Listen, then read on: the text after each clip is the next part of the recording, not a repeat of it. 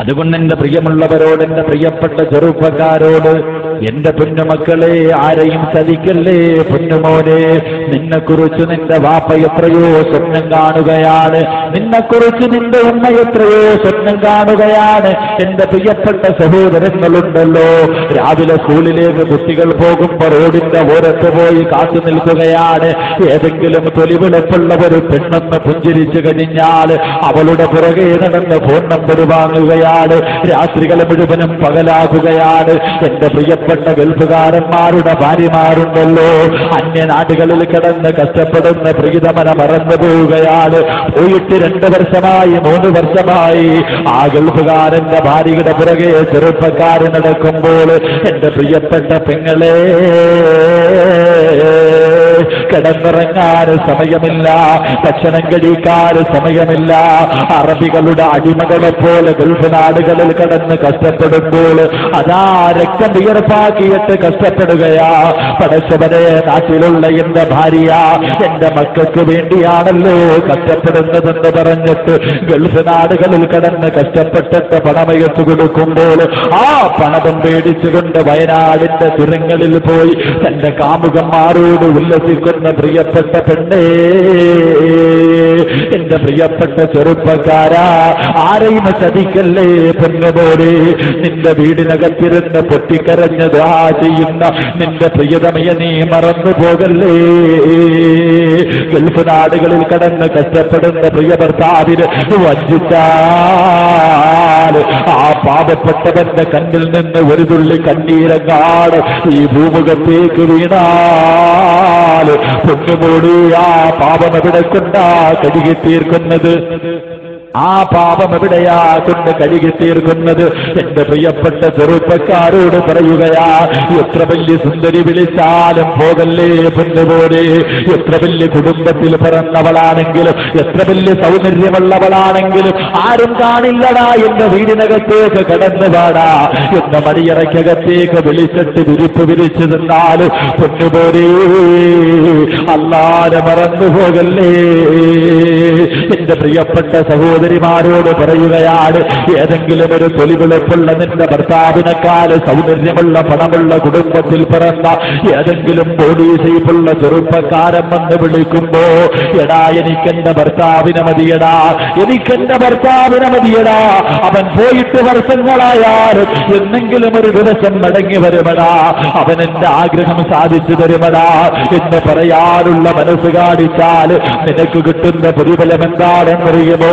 6 വർഷങ്ങൾക്ക് മുമ്പ് ഒരു ചെറുപ്പക്കാരനുണ്ടല്ലോ, കമ്പോളത്തിലൂടെ നടന്നു പോവുകയാണ്. യാബി എന്ന് പറയുന്ന ഒരു ചെറുപ്പക്കാരൻ കമ്പോളത്തിലൂടെ നടന്നു പോകുമ്പോൾ തന്റെ ശരീരത്തിൽ നിന്ന് വല്ലാത്ത സുഗന്ധമടിച്ച് വീശുകയാണ്. എല്ലാവരും ചോദിച്ചു, യാബിയേ, എവിടെ നാടായി സുഗന്ധം, എവിടെ നിന്നാടായി സുഗന്ധം വാങ്ങിയത്? യാബി എന്ന ചെറുപ്പക്കാരൻ പറയുകയാണ്, എന്റെ ശരീരത്ത് സുഗന്ധം തേച്ചിട്ടില്ല, എന്റെ ശരീരത്ത് സുഗന്ധം തേച്ചിട്ടില്ല.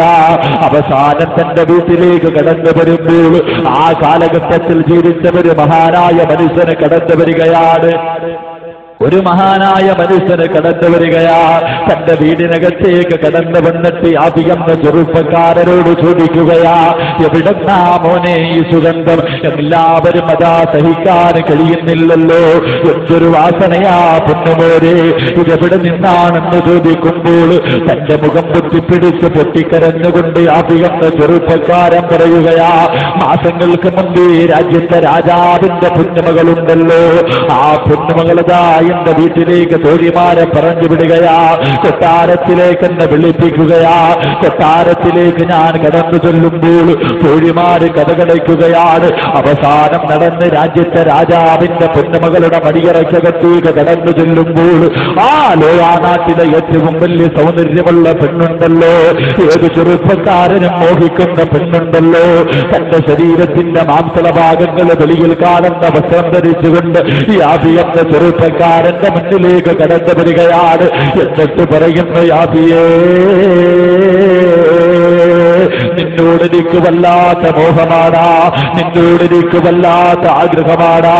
എടാ യാഫിയേ, ഇതിനകത്ത് കിടന്ന് കാണിച്ചാലും ആരുമറിയില്ലടാ, ഒരു പ്രാവശ്യമെങ്കിലും എന്റെ മോഹമൊന്ന് സാധിച്ചതാടാ എന്ന് പറഞ്ഞ് കെഞ്ചിക്കൊണ്ട് വിലപിടിപ്പുള്ള വസ്ത്രമെടുത്ത് യാഫി എന്ന ചെറുപ്പക്കാരന്റെ മുന്നിലേക്ക് വലിച്ചെറിഞ്ഞിട്ട് ആ സ്വന്തം ശരീരം തുറന്ന് കാണിച്ചിട്ട് ആ പെണ്ണങ്ങോട്ടിറങ്ങിപ്പോകുമ്പോ യാഫികെന്ന ചെറുപ്പക്കാരൻ സുജൂദിലേക്ക് വീഴുകയാണ്. പടച്ചറബേ, രാജാവിന്റെ കൊട്ടാരത്തിന്റെ മണിയറയ്ക്കകത്താണല്ലോ റബ്ബേ, എങ്ങനെയായി ഈ പെണ്ണിന്റെ ചതിയിൽ നിന്ന് രക്ഷപ്പെടുന്നത്? പൊട്ടിക്കരഞ്ഞുകൊണ്ട് ദുആ ചെയ്യുന്നു. എന്റെ ഈമാന് കളയല്ല റബ്ബേ, എന്റെ അഭിമാനം കളയല്ല റബ്ബേ, സ്വർഗം എനിക്ക് ഹറാമാക്കല്ല റബ്ബേ. നിന്റെ പ്രവാചകനോടൊപ്പം സ്വർഗത്തിൽ കടക്കാൻ വല്ലാത്ത മോഹമാണ് റബ്ബേ. എന്റെ പ്രിയമുള്ള ചെറുപ്പക്കാരാ, നിന്നെപ്പോലെ ഒരു ചെറുപ്പക്കാരൻ ഒരു സുന്ദരിയായ പെണ്ണ് വിളിച്ചപ്പോൾ മണിയറയ്ക്കകത്ത് കിടന്ന് കരയുമ്പോൾ എന്റെ മുന്നിലിരിക്കുന്ന ഈ നാട്ടിലെ ചെറുപ്പക്കാരോട് പറയുകയാ, റോഡിന്റെ ഓരത്ത് നിന്ന് ചിരിക്കുന്ന പെണ്ണിന്റെ പുറകെ